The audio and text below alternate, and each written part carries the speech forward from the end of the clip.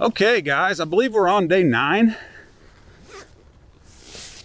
with Stardust, and as you can see, today we are outside because we need to start working on this one range stop and really getting it solid.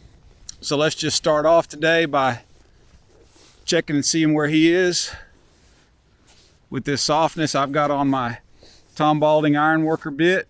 D-ring with the running martingale, you can see, and then of course I've got a neck rope there because it's very difficult to lead your horse around or tie them in this sort of setup, so that neck rope really helps. I'm just gonna make sure that Stardust kind of remembers what we've been doing the last couple of days, and I like that. He's really reaching for me right there. I just give him a little bump and he really reaches and throws slack in those reins. That's just fine. That's exactly what I'm looking for. You guys may notice that I don't disengage my horse's hindquarters or yield their hindquarters a lot.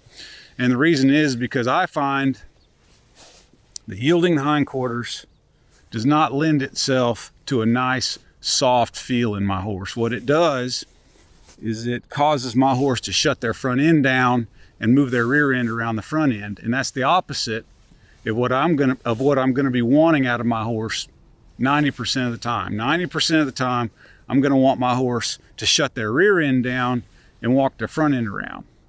And I find that it's a lot easier for me to come in later and teach this horse to yield their hindquarters or get control of those hindquarters. It's a lot easier to do that later on than it is the opposite. It's very difficult to yield your horse's hindquarters over and over again and then come in later on and teach them to move their front end around. So I really feel like a lot of the natural horsemanship world has that backwards.